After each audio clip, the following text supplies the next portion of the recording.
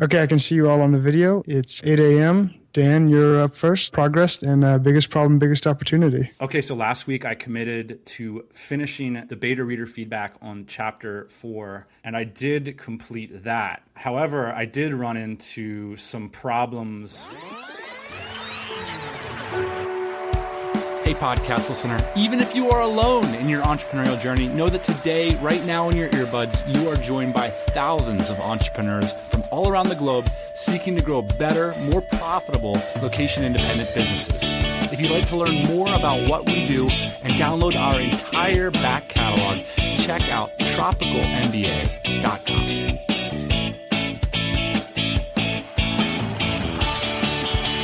I was at Starbucks this morning, and you know how they got all those delicious donuts, and for whatever reason, I just needed some fuel. I felt like I couldn't do my morning work if I didn't order something, and there was the donut there with the chocolate on top, and it looked amazing, and I got the oatmeal. It doesn't happen very often, but this morning I got the oatmeal because I was thinking, I'm going to work out today, I'm going to do great work today, I need quality fuel.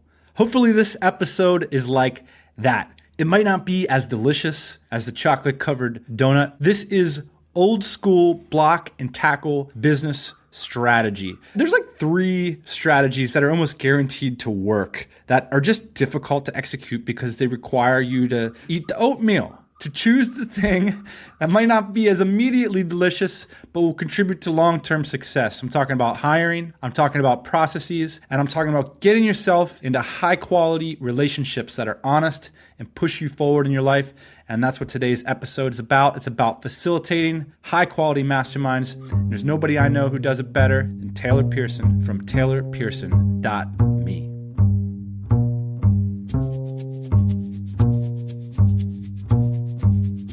So I think that there's 2 things that have always attracted me to masterminds. The first is it can be really hard to figure out what it takes to succeed. And another way to look at that is what does it take to not fail? And masterminds let you surround yourself with people that have common goals and put yourself in a position where you can't fail. You just can't. The embarrassment of showing up to the call and not doing what you said you're going to do is always worse than actually doing what you said. So that has always drawn me to masterminds. And the other thing is you can get people, if you structure it right and you bring the right people in, you can get people on masterminds that you couldn't pay $10,000 a month to get to consult with you. But they will get on a mastermind call if you can get the right people on the mastermind.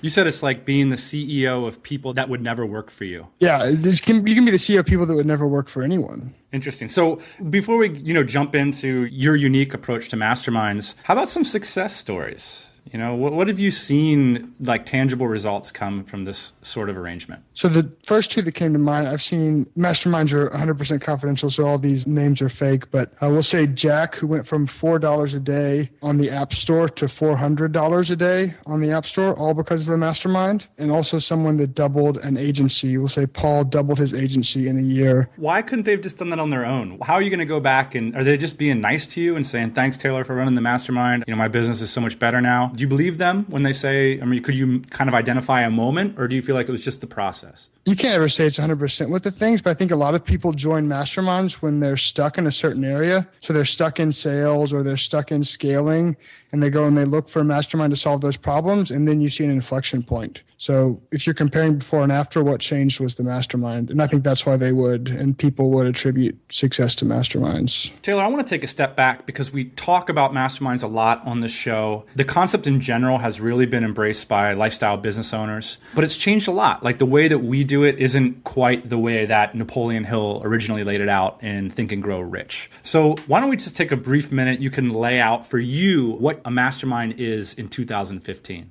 So for me, the fundamental core of a mastermind is 4 to 6 individuals, and I think the number is really important, that share a common goal and set of values, pushing each other and working to accelerate achieving that goal with those values. So that can be business, health, whatever, generally business in this context, but the small group, the common values, and the shared vision is the key for me. And what do you mean by values? And in terms of setups like frequency and sort of logistics, what are your preferred structure to these masterminds? It would be a bad fit if you got someone that was 100% committed to bootstrapping and a mastermind with someone that really wanted to go raise venture capital, because they're going to look at solving problems in a different way. So having people that kind of share your set of business values, and I don't mean like general integrity thing, but how you run a business, how you scale a business, their approach to business being the same as yours. And then what was the other question? The other question was, the basic logistical setups that you found to work the best in terms of frequency and why 4 to 6. So 4 to 6, I would say, is optimal. You can go less. So even just, I've started masterminds with one other person. We hop on the phone once a week and get down to business. And I think that's super valuable. Anything over 6 and it gets drowned out. And I think even 4 or 5 is probably better than 6. And then frequency, I like weekly or bi-weekly, depending on the nature of the call and depending on how many people are on it. I think if you get over 4, I would go to weekly. And then some people do them quarterly, but I've never really been a fan. You just don't get the continuity. I'm going to get a little bit wonky here because I've been in a lot of masterminds. The hot seat format is one that seems to work the best for medium-sized masterminds, like 5 or 6 people, where one week someone comes and prepares to be basically shaken down by the rest of the group. At what point do you evolve from like everybody shares their progress every week to the hot seat format? I would go straight to the hot seat. So I think the key to masterminds, even with a 2-person mastermind, if it's just you and someone else, I would do 1 person each week. I think the key is depth. Talking about your business for 20 minutes a week, every week, as opposed to 40 minutes every other week, I think you're going to get a lot more value out of the 40 minutes because you really get to dig in deeper. So I like to go to hot seat as soon as possible and then 45 to 60 minute hot seats. And you really get a lot. Like the last 15 minutes tend to be the most valuable in my experience. What are some counterintuitive things about masterminds in your experience? So the first counterintuitive one is I generally dread them. So I'm almost always like, when your lizard brain starts like rationalizing things, like before you have to make sales calls or before you sit down to write or whatever, like the creative challenge is, like my lizard brain goes nuts before mastermind calls because it's like, in some way I didn't perfectly fulfill everything I set out to fulfill. And I got to come and like own up to that. And I know that the people on the call are going to dig into me because that's what I want the people on the call to do. And so my lizard brain is freaking out. And sometimes I'll get on the calls and I'll be getting like really good feedback. And I just have to like shut down the lizard brain and like my face will just go blank and I'm just taking notes, taking people's feedback. The other thing counterintuitive about Mastermind is the most value I get is people who share my values but have different approaches. So the example I always use is like Abraham Lincoln's cabinet, that as soon as he was elected president, he got every one of his political rivals on his cabinet. So they all had this common goal of preserve the union, but they all had very different approaches as to how they thought that should be done. And masterminds function, in my experience, in much the same way. If people that share your values and share your goals, but have a different approach or a drastically different approach to how that's there, the friction of those coming together is really what makes it stronger. I like to find people that are going to give me a lot of pushback. What's the difference for you in value between leading and joining a mastermind? So being the CEO of a mastermind, do you get extra value from taking the initiative? So the opportunity for me for being the CEO, I guess I'm CEOing too right now, is you get to mastermind up. So people say like network up, and talking about being the CEO of people that you couldn't pay, $1,000 a week to consult with you. That's the opportunity. You can pick people and be the connector. So you can go pick 4 people whose businesses you like, whose businesses you'd like to be running in 5 years and have a similar business. And you can be the connector and you can say, I'm going to put these guys together. And then you're the one that gets to be on the call. So in my experience, Taylor, trying to facilitate masterminds in the DC, the 2 big friction points are, how can I find a mastermind? And we'll get to that one at the end. And then the second one is actually leading a mastermind. There tends to be a leadership vacuum. And I think it's just because it's not clear how to run one. And it's not always explicit. So if you have an intuition about, say, this person needs to go, or, we need to change directions this way, because it's not codified, there's not a book about how to do this, people don't always feel empowered to do those things. So I'd like to hear from you, what do you feel like are the 3 biggest mistakes that mastermind CEOs make? The biggest one is not being the CEO. And this is off the cuff. It just came to me, but I think maybe there's like a dating corollary here, or even just like a meeting new people corollary.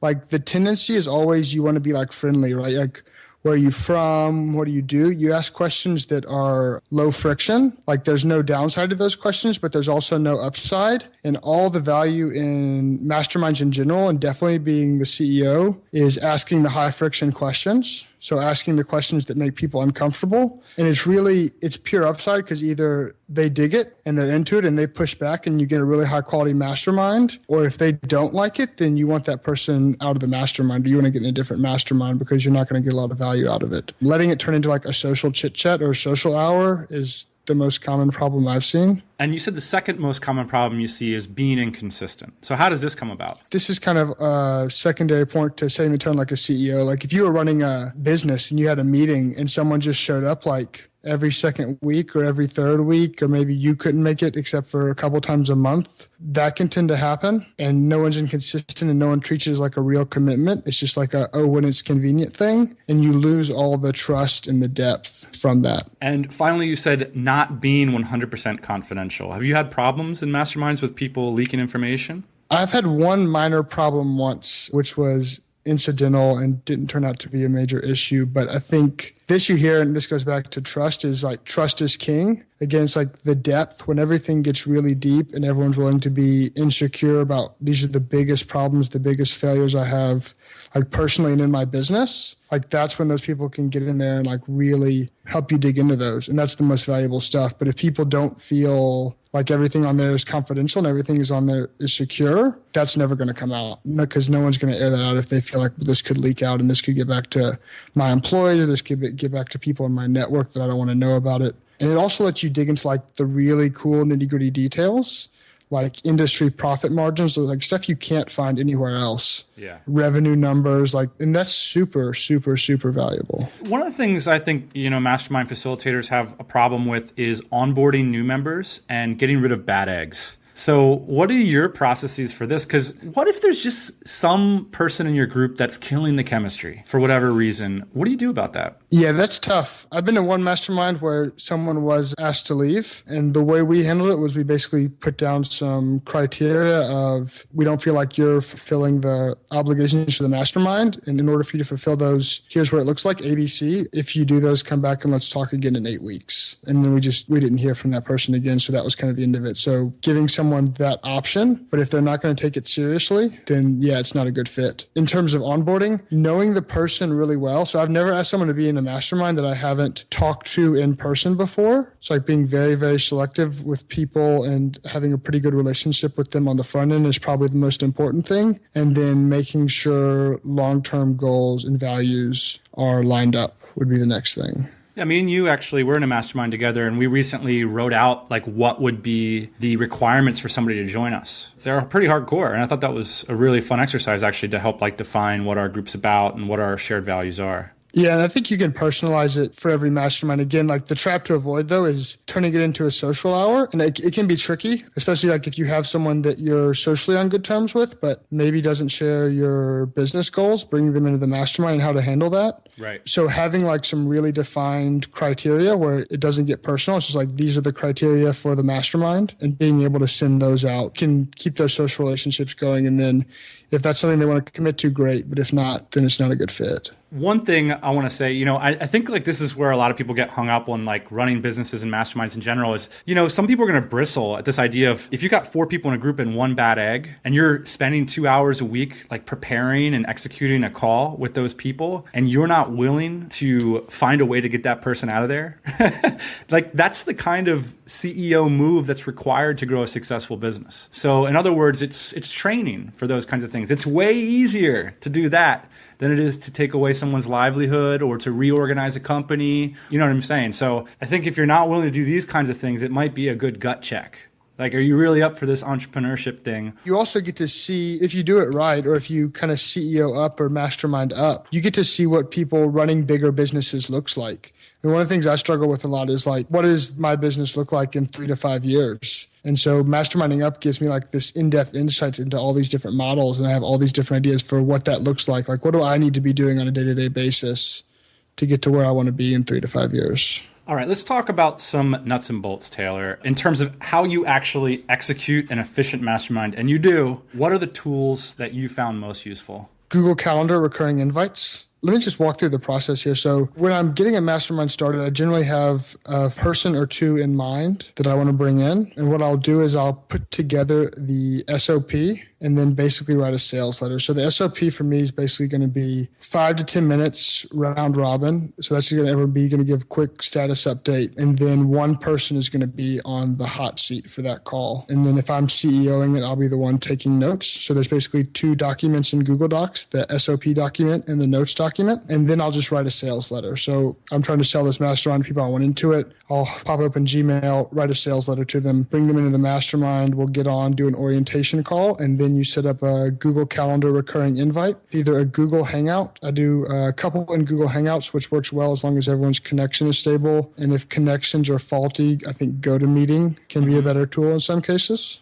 And you find this better than Skype because people just click and they're in the call, right? Or is it because of the video thing? Or yeah, Skype has just really gone downhill over the last 2 years.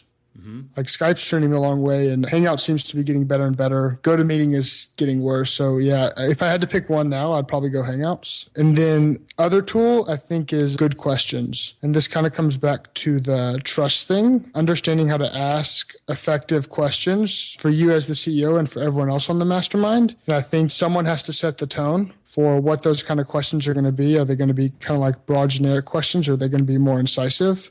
Questions I like are things like, what are you thinking but not saying? A lot of times someone will be giving feedback and you can tell they're kind of holding back. Right. And you want to pull that out of them and figure out what it is. Another thing is like forcing people to get clear on their desired outcomes. Yes. People will waffle on that a lot. It's like, you got to get clear on what you want before we can help you. And I think that's when you come to a mastermind as the guy starting it or participating, whatever, like you need to be really, really clear on what you want to get out of it. Because the one thing no one on the mastermind can do is help you figure out what you want. Like you got to know that coming in. All right, so I think a lot of people are going to be saying, Taylor, I want a mastermind, but the biggest problem point is how do I start one? Of course, we facilitate those kinds of things inside the DC, but not everybody wants to be a part of the DC. So if you weren't in there, obviously it's still possible. How would you go about it? Building out of an in-person network, and I'm in one that's part DC and part not DC, and it's just built on an in-person network. We started with, I think, 2 or 3 guys, and then reached out to other similar people we knew, and were able to bring it together. So again, like being able to vet people, I think is really important, and having an in-person relationship with them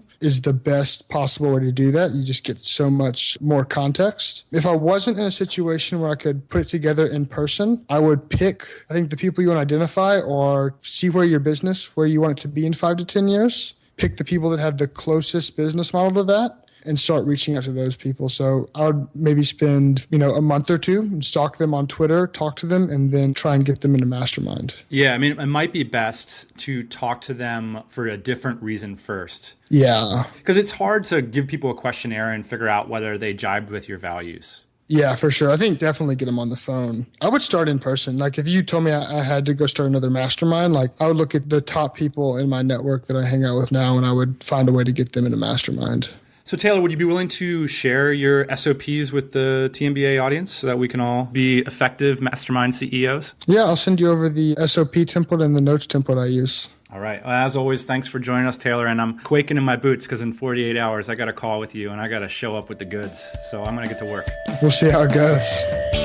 Hey, thanks for listening to the Tropical MBA podcast. You can go to tropicalmba.com, get access to hundreds of back episodes and all kinds of other goodies. Load up your iPod. That is the cheapest way to fly business class on your next international flight. We will see you next Thursday morning, 8 a.m. Eastern Standard Time.